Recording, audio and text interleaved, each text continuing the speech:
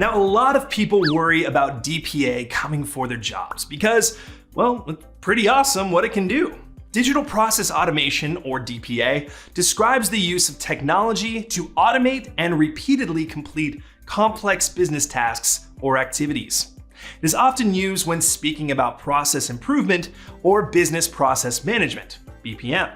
Before you get really confused, it is important to know that technology related to BPM can specifically address the graphical representation of processes, otherwise known as Business Process Management Notation, or BPMN, whereas Business Process Management Software, BPMS, or Business Process Automation, BPA, is sometimes used more interchangeably with DPA. Confused yet? Hang in there with me. Now, DPA is sometimes conflated with robotic process automation, or RPA, as well. But while they both refer to automation, they function differently. RPA is technology that allows highly repetitive and non-variable human or machine tasks and activities to be emulated and executed through software and related systems. Robotic process automation is used to perform work where human intervention is not a significant requirement. Business process automation, on the other hand, is geared towards managing complex workflows and processes where collaboration and cross-enterprise inputs and outputs can be automated, but where human interaction at certain stages is required. This is the case in many company environments, especially those that operate in highly regulated industries.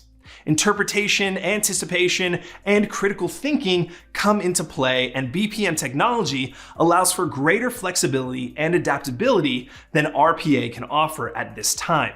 Human-driven decisions are core to BPM technology tools, whereas RPA applies more effectively to rote activities. So, now that all of that is clear as mud, will process automation replace jobs?